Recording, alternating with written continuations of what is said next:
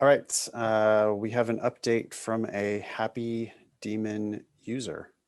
Hi, Matt and team. Oh, I guess this email came into Matt, another one of our LSAT Demon teachers and tutors.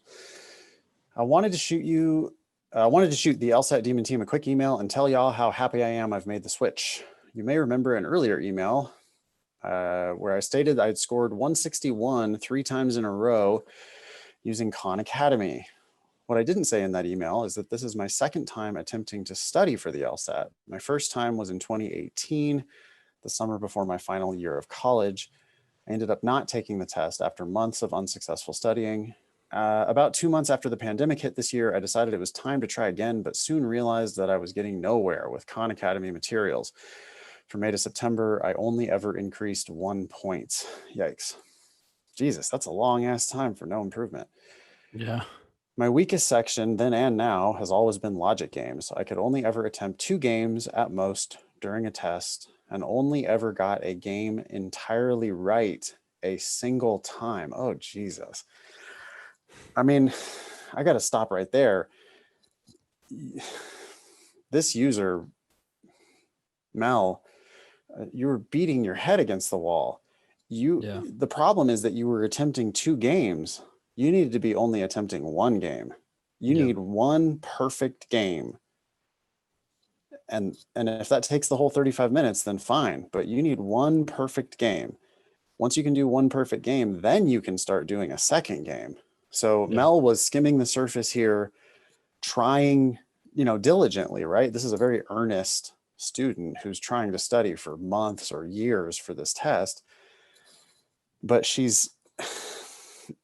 because she's trying to do more, she's so worried about, oh, I can only do 2 games. I got to hurry. So she's doing 2 games poorly, and she's never going to get good enough at the games that she can actually do them accurately and then eventually quickly. She's trying to do speed before accuracy, which is 100% wrong. After studying mostly games an hour or 2 a day, most days of the week for 6 weeks with the LSAT Demon, with a handful of LR and RC thrown in, I've finally scored a 170 on a practice test for the first time ever. I'm not going to say all of these numbers here, but before LSAT Demon, it was 20 and 22 on LR, 22 on RC, and 12 on games. Yeah. First practice test after the Demon, 25 and 22 on LR, so a little bump there. 25 on reading comp, little bump there. And then 17 on games, so big bump there, which is what you would expect if you study games every day for 6 weeks. Yeah, I think you could probably start getting 1 more game correct, and that's what she did. Let's see, this is a little bit long. I plan to keep using Demon Premium to prepare for the January test. Oh, hey, quick note here. Sorry. To go back to your point, check out her first sentence. First sentence. Of the paragraphs following the numbers. Oh, the only logic game questions I got wrong were for the game I didn't get to within the time limit. Yeah. So she switched her mentality there. I get students all the time, who are like, they want to pat themselves on the back and they're like, hey, so look, I mean, I only missed 1 on that game and I only missed 1 on that game and I'm doing good, right? And I'm like, no, that's not good. That's really pretty shitty. Like, if it was a rule substitution question that you skipped, then fine.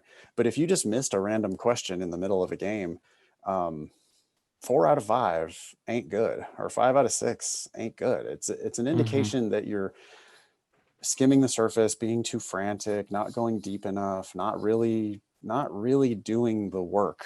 If you're doing the work, and probably getting lucky on some of those other game questions, like people who talk about, oh, it's probably D because I think T is probably going to be second. I'm like, we don't talk about probability. No. Right. In the games. Yeah. Oh, I think this could work. No, it's not. It could work. It's which one is the fucking answer. One of them is 100% answers the question, and 4 of them 100% don't.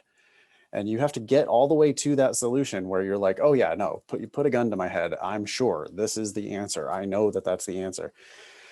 That's a good point, Ben. For everyone you miss, there's another one that you half-assed and got right. And lawyers aren't in the business of half-assing things. Okay, I plan to keep using Demon Premium to prepare for the January test. I think a 173 or even a 175 is within reach, especially if I could get to the point where I complete the logic games section with the same level of accuracy. I think Mel needs to be more greedy here. I think Mel needs to plan on perfect on the games. Mm-hmm. That's shocking sometimes to students when you say that to them. You're like, hey, but I mean, the truth is, to score 175, people just don't score 175 without perfect games. It's much harder to achieve perfection on reading comp and logical reasoning than it is on the games. If you're going to score perfectly on any of the sections, it's probably the games. Yeah. I would be willing to wager that over 50% of the people who score 175 scored perfectly on their games. Mm-hmm. That's a safe bet. I think you make money on that bet all day. Mm-hmm. So if you're really, Mel, if you're trying to get into the 99th percentile on your LSAT, you need to be in the 99th percentile on games. Mm-hmm. I mean, I think I bet the 90th percentile on games is perfect. Really? Yeah. Like it's kind of like math on the GMAT and stuff. There's a lot of people who get perfect. Mm-hmm. Mm-hmm. So then perfect brings down the percentile. Well, it's the section on which you can most frequently know you were correct. That's why it's the section on which people most frequently score perfectly, because not only did they score perfectly, but they know they scored perfectly. Like they walk out of the test going, oh, well, I know I didn't miss any on the games. Yeah. That's the point you can get to. And so Mel, even though games was your worst section, you can turn that into your best section. And that is what I, in fact, did. Games was my worst section by far. And by the time I took the official test, I was like, yeah, I'm going to score perfectly on the games because you can. Yeah. I've been working toward this score in some way since 2018, but I never saw the level of improvement I've seen in the last 6 weeks. That feels good, Mel. Thank you for telling us. This sort of milestone is exactly what I needed at this time, and it's particularly meaningful under such weird life circumstances as COVID-19. I attribute my improvement to 1, the steadiness and stability provided to me by my full-time job. That's a really interesting point.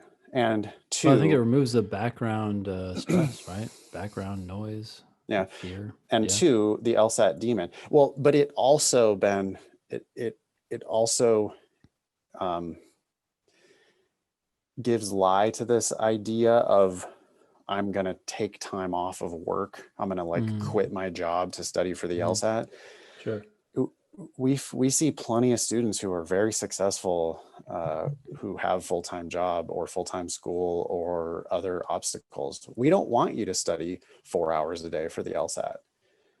We want you to give us your best 1 hour, or your best 90 minutes. Yeah. And sometimes having a full-time job makes you structure your life in such a way that you're like, oh, well, I know I have an hour before work, or I know I have an hour at lunch, or I know I have an hour after work. And then if you just kind of build it into your routine, then you can chip away at it slow and steady. And I think it also can help people avoid burnout and avoid stressing about it too much. Like you don't stress out about your hour workout. It's just like that's part of your routine, and you have 23 other hours of the day, but then you have your hour workout. And when you build it in as a routine, then it becomes less of a drama. I think it can be harder to work out or harder to study if you have the entire day open ahead of you. I sometimes spend 3 hours figuring out where I'm going to go to lunch or whatever. if I have too much time on my hands. And so it's an interesting point that Mel's making there. Mm-hmm. We have lots of people who succeed with full-time obligations. I'm very grateful for the whole team at LSAT Demon, especially Ben's explanation videos. Please let him know that he is a wonderful teacher and I enjoy feeling like I am in class with him. Wow, thanks. That's great. Again, thank you for all you guys do to provide effective and affordable study materials. Best wishes and have a happy holiday season. Best, Mel. P.S. I would also love to hear Ben and Nathan's thoughts on how to keep up the study success. My planned test date is in January. Any advice for Mel on that point? It sounds like you're going down the right path. My only concern is like people doing too much and then burning out, but it sounds like Mel has the right amount of study time and everything. So sounds like her job is going to protect her from that potentially. Yeah. My advice would be to keep hammering on the games. Games is still your lowest section, and games can be perfect. You can get to 173 or 175, Mel, just by improving your games. You have very little room to improve your LR, very little room to improve your RC. One more point in each of those sections between now and January, and one entire additional logic game. Yeah. And I think she can do it. I think if she masters one game a day between now and the test, 2 sections a week between now and the test. Yeah. I think, she might get to that point, and I hope she'll write us back if she does, but I think she can get to that point where she scores her first perfect section on the games. That's always a milestone, right? That people reach, and they're always like super excited. Like, I can't believe I scored perfectly on the games. My first test, I scored 5 points, and now I scored 23. And it's like, yeah, I know you can get there. So hopefully Mel can set that as a goal, for November or December. Yeah, and I'm sure it's going to be directly related to her 173, 175 or higher.